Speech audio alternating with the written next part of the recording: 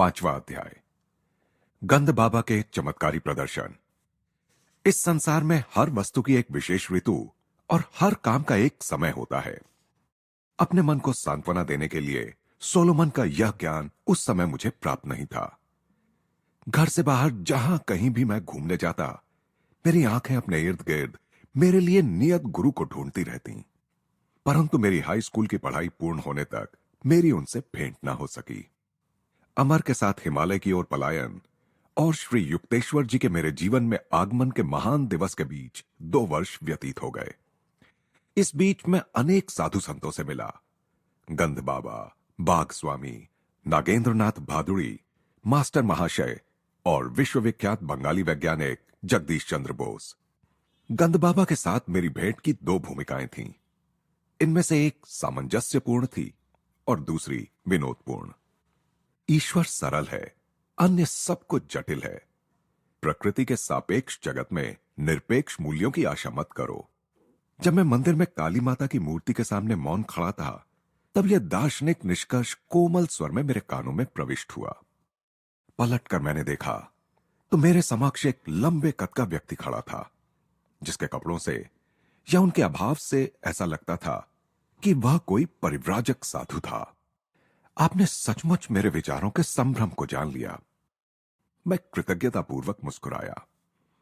प्रकृति के कल्याणकर और भयंकर रूपों की उलझन ने, जिनका प्रतीक काली है, मुझसे अधिक बुद्धिमान लोगों को भी असमंजस में डाल दिया है। बहुत ही कम लोग उसके रहस्य का भेद पाते हैं। अच्छा और बुरा तो प्रत्येक मनुष्य की बुद्धि को चुनौती देने वाली वह पहेली है, जिसे जीवन ने उसके सामने एक स्फिंक्स की भांति रख दिया है। इस पहेली को सुलझाने का कोई प्रयास भी किए बिना अधिकांश लोग अपनी मृत्यु के रूप में इसका दंड भर देते हैं। यह दंड आज भी उतना ही लागू होता है जितना थीप्स के दिनों में था। कभी कभार एकाध अत्यंत उच्च व्यक्तित्व पराजय अस्वीकार कर देता है। द्वैत की माया से वह अद्वैत का अविभाजित सत्य खींच लेता है। आपके शब्दों में दृढ़ विश्वास दिखता है महाराज। ज्ञान प्राप्ति के तीव्र दुखदायी मार्ग अर्थात सत्यनिष्ठ आत्म परीक्षण का मैंने दीर्घ काल तक अभ्यास किया है। आत्म परीक्षण या अपने विचारों पर निरंतर निर्मम दृष्टि रखना एक कठोर और झकझोरने वाला अनुभव है। यह बलवान से बलवान अहंकार को भी चूर चूर कर देता है, परंतु सच्चा आत्मविश्लेषण गणित के नियमों की भांति सिद्ध पुरुष उत्पन्न करने का कार्य करता है। अपने विचारों से अति प्रेम एवं व्यक्तिगत मान्यताओं में दृढ़ता का मार्ग अहंकारियों का निर्माण करता है, जो ईश्वर और सृष्टि की अपने ढंग से व्याख्या करना अपना अधिकार समझते हैं। मैंने कहा, ऐसी अहंकार युक्त मौलिकता के सामने तो सत्य निश्चित ही विनम्रता पूर्वक पीछे हट जाता है। मुझे इस चर्चा में आनंद आ रहा था। मनुष्य जब तक अपने दुराग्रहों से मुक्त नहीं हो जाता, तब तक वह किसी शाश्वत सत्य को नहीं समझ सकता। शताब्दियों से जमा हो रहे कीचड़ में सना मानवी मन असंख्य सांसारिक माया भ्रमों से व्याप्त घृणाजनक जीवन से भरपूर है। जब मनुष्य पहली बार अपने अंतः शत्रुओं का विरोध करता है, तब युद्ध क्षेत्र की भीषण लड़ाई भी फीकी पड़ जाती है। ये कोई साधारण मरने वाले शत्रु नहीं है, जिन्हें सुसज्जित सेनाओं की सहायता से काबू में किया जा सके। विषाक्त प्राणघातक अस्त्रों से सुसज्जित ये सर्वव्यापी अविराम कार्य करने वाले अंध वासनाओं के सिपाही मनुष्य का नींद में भी पीछा करते हुए हम सबको धराशायी कर देने का अवसर खोजते रहते हैं। वह मनुष्य विचारहीन है जो सर्व सामान्य नियति के आगे आत्मसमर्पण कर अपने आदर्शों का गला घोंट देता है। क्या उसे नपुंसक, निष्प्राण, मानव जाति पर कलंक के अतिरिक्त और कुछ कहा जा सकता है? पूज्यवर, क्या विभ्रांत, किंकर्तव्य विमूढ़ जनसाधारण के लिए आपके मन में कोई सहानुभूति नहीं है? साधु महाराज पल भर के लिए चुप रहे, फिर सीधा उत्तर देना टालकर बोले, अदृश्य ईश्वर जो सारे सद्गुणों का भंडार है और दृश्यमान मनुष्य जिसमें प्रायः एक भी सद्गुण नजर नहीं आता, इन दोनों से एक साथ प्रेम करना प्रायः व्यक्ति को चकरा देता है, परंतु विलक्षण बुद्धि का सामर्थ्य भी कम नहीं होता। अंतःकरण का शोध शीघ्र ही सब लोगों के मन की एकता को उजागर कर देता है, जो है स्वार्थी उद्देश्यों की समानता। कम से कम इस एक अर्थ में मानव की विश्व बंधुता का परिचय मिलता है। अहंकार को पूर्णतः पछाड़ देने वाला यह समानता का आविष्कार मनुष्य के मन में भयचकित विनम्रता उत्पन्न करता है। यह विनम्रता विकसित होते होते अपने उन जाति बांधवों के प्रति सहानुभूति में परिवर्तित हो जाती है जो आत्मा की निरामय कारणीय शक्तियों के अनुसंधान की ओर कोई ध्यान नहीं देते। महाराज, सब युगों के संत आप ही के समान जगत के दुखों से व्याकुल हुए हैं। साधु का उग्र रूप काफी सौम्य हो गया था। केवल तुच्छ व्यक्ति ही दूसरों के जीवन के दुखों के प्रति संवेदनशीलता खो बैठता है, क्योंकि वह अपने ही संकीर्ण दुखों में डूबा रहता है। जो किसी डॉक्टर द्वारा की जाने वाली चीरफाड़ की भांति अपने विचारों की चीरफाड़ कर मन का गहरा परीक्षण करेगा, वही अपने भीतर सबके लिए दया विकसित होती देखेगा। तब उसे अहंकार की नित्य कोलाहलकारी मांगों से मुक्ति मिल जाएगी। ऐसी ही मनोभूमि पर ईश्वर का प्रेम खिलता है। तब वह जीव अपने सृष्टा की ओर मुड़ता है, किसी और बात के लिए नहीं, तो केवल अपनी व्यथा की तड़प में यह पूछने के लिए, क्यों प्रभु, क्यों? दुख के मान मर्दनकारी कोड़े खा खा कर मनुष्य अंततः उस विधाता के समक्ष पहुंच ही जाता है जिसका सौंदर्य मात्र ही मनुष्य को अपनी ओर आकृष्ट करने के लिए पर्याप्त है। उक्त साधु और मैं कोलकाता के काली घाट मंदिर में वार्तालाप कर रहे थे, जहां मैं उस मंदिर का विख्यात सौंदर्य एवं भव्यता देखने गया था। मंदिर की अलंकारिक शोभा की ओर हाथ से इशारा करते हुए उस सारे वैभव को साधु ने निष्प्रयोज्य ठहराया। ईंटें और गारा हमें कोई श्रवणीय सुर नहीं सुना सकते, केवल अंतर से उठने वाली आवाज से ही हृदय के कपाट खुलते हैं। मन को आकृष्ट करने वाली धूप का आनंद लेने के लिए हम प्रवेश द्वार की ओर गए, जहां भक्तों के झुंडों का आवागमन चल रहा था। तुम अभी युवा हो। साधु महाराज कुछ सोचते हुए मेरी ओर देख रहे थे। भारत भी युवा है। प्राचीन ऋषियों ने आध्यात्मिक जीवन शैली के अमिट आदर्श स्थापित किए थे। उनके महान उपदेश आज के समय और देश के लिए पर्याप्त हैं।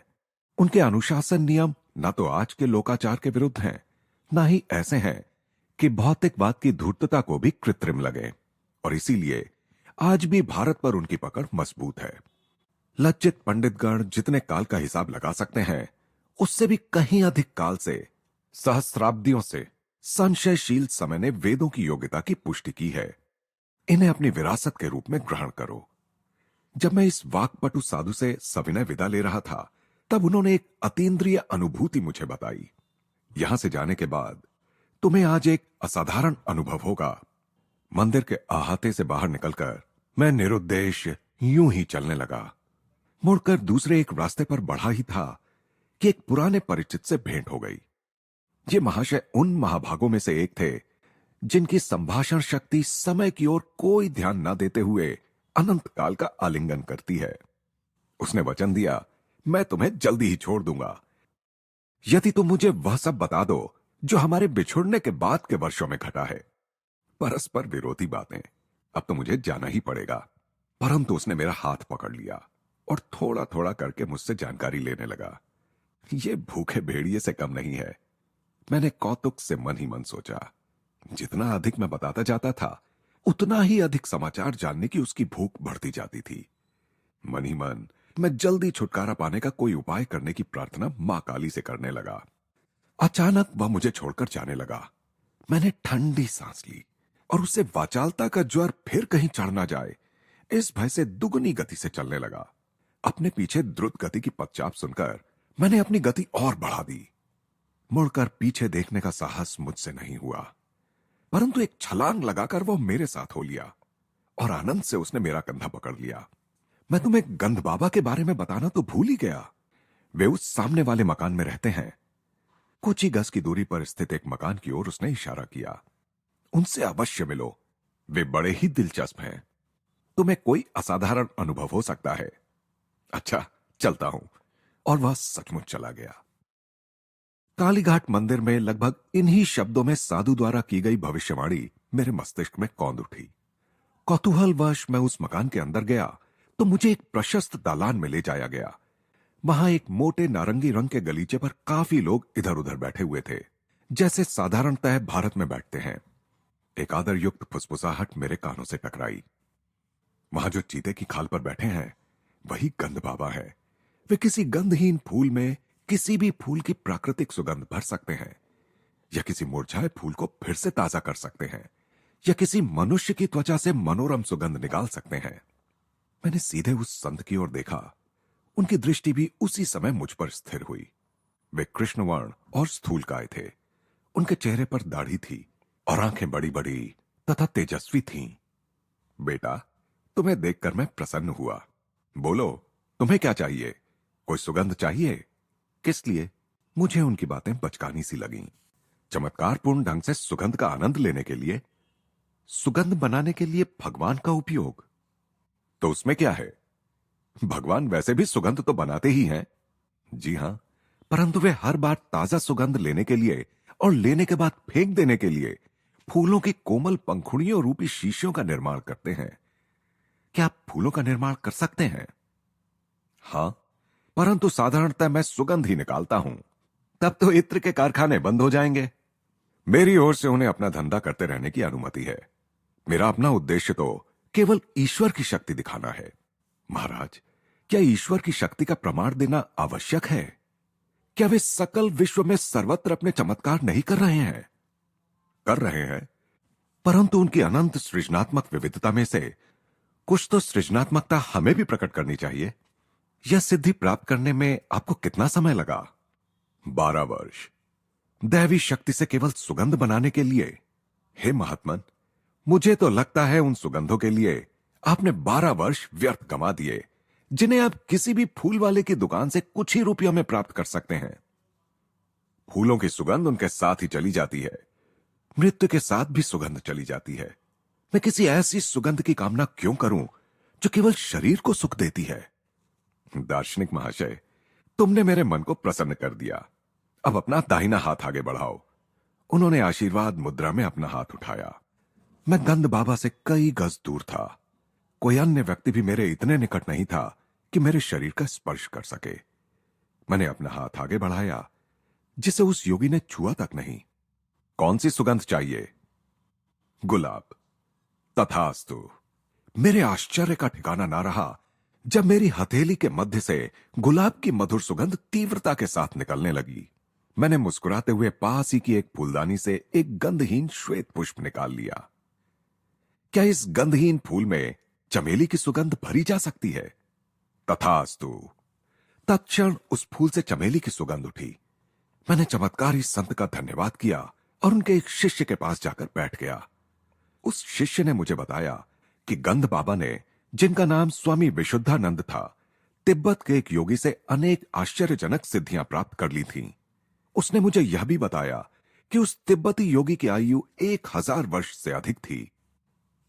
उस महान गुरु के शिष्य गंध बाबा हमेशा ही केवल साधारण उच्चारण से सुगंध निर्माण नहीं करते, जैसा तुमने अभी देखा। शिष्य के बोलने में अपने गुरु के प्रति गर्व प्रकट था।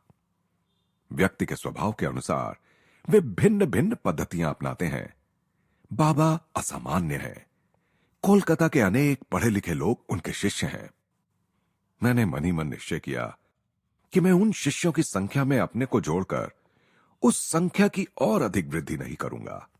गुरु का अक्षरशः असामान्य होना मेरे मन के अनुकूल नहीं था। विनम्रता से गंध बाबा का अभिवादन कर मैं वहां से निकल पड़ा। घूमते घूमते घर जाते हुए मैं उस दिन की 3 विविधतापूर्ण घटनाओं के विषय में सोच रहा था। मैंने जैसे ही घर के द्वार से अंदर प्रवेश किया, मेरी बहन उमा सामने ही खड़ी थी।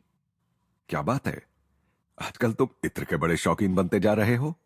बिना कुछ बोले मैंने अपना हाथ बढ़ाकर उसे सूंघने का इशारा किया। कितनी मोहक गुलाब की सुगंध, और यह असाधारण रूप से तीव्र भी है। यह सोचते हुए कि यह तीव्र रूप से असाधारण है, मैंने चुपचाप दैवी रूप से सुगंधित किया गया फूल उसकी नाक के नीचे रखा। ओह, चमेली मुझे बहुत पसंद है। उसने फूल छीन लिया। जिस फूल के विषय में उसे अच्छी तरह ज्ञात था कि वह गंधहीन होता है, उसी फूल में से चमेली की सुगंध आते देखकर जैसे जैसे वह उसे सूंघती जाती थी, वैसे वैसे उसके चेहरे पर विनोदी लगने वाले संभ्रम के भाव प्रकट होते जाते थे। उसकी इस प्रतिक्रिया ने मेरे मन से रहा सहा संदेह भी मिटा दिया कि हो सकता है गंध बाबा ने मुझ पर आत्मसम्मोहन का प्रयोग किया हो, जिससे केवल मैं ही सुगंध का अनुभव कर सकूं। बाद में मुझे अपने एक मित्र अलकानंद से पता चला कि गंद बाबा के पास ऐसी शक्ति भी थी जो यदि संसार के करोड़ों क्षुधा पीड़ितों के पास होती तो उनकी समस्या हल हो जाती। बर्दवान में गंद बाबा के घर में उस समय सैकड़ों लोगों में मैं भी उपस्थित था।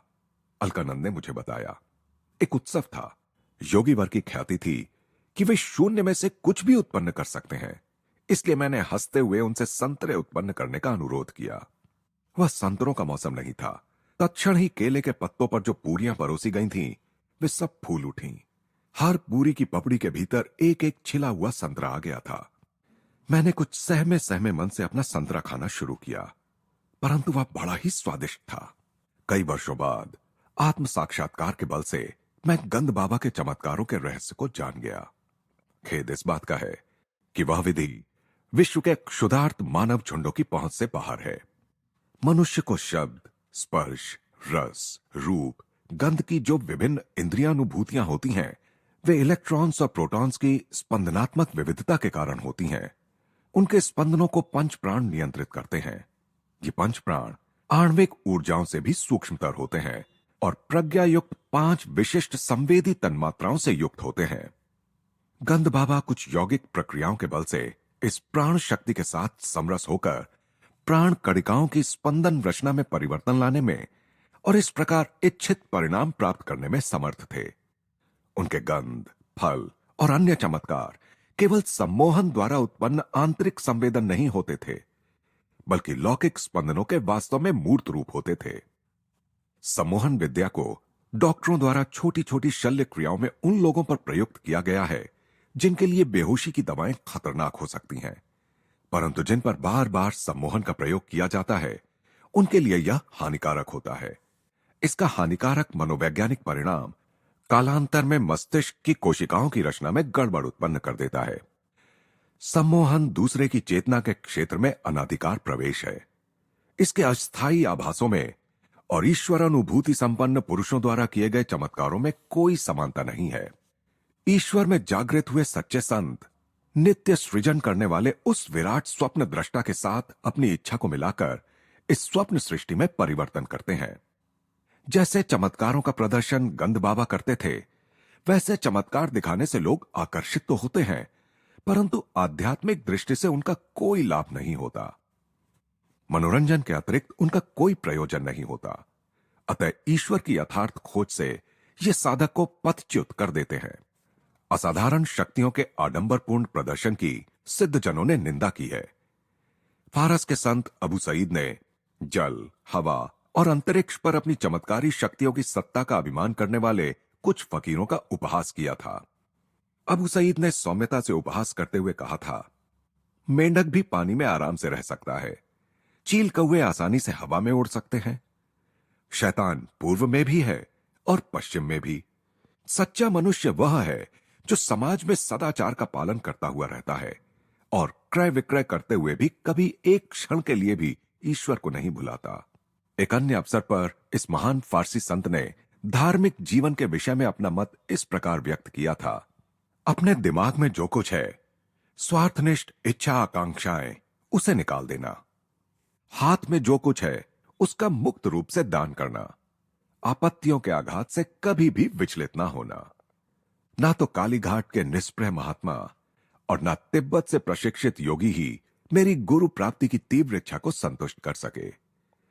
किसी का आध्यात्मिक स्तर पहचानने में मेरे हृदय को शिक्षित करने की आवश्यकता नहीं थी।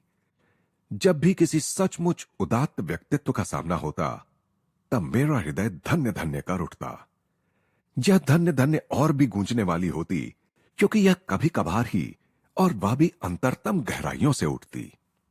अंततः जब अपने गुरु से मेरा साक्षात्कार हुआ, तब उन्होंने केवल उदाहरण की अत्युच्चता के द्वारा ही मुझे सच्चे पुरुष का परिमाण सिखाया।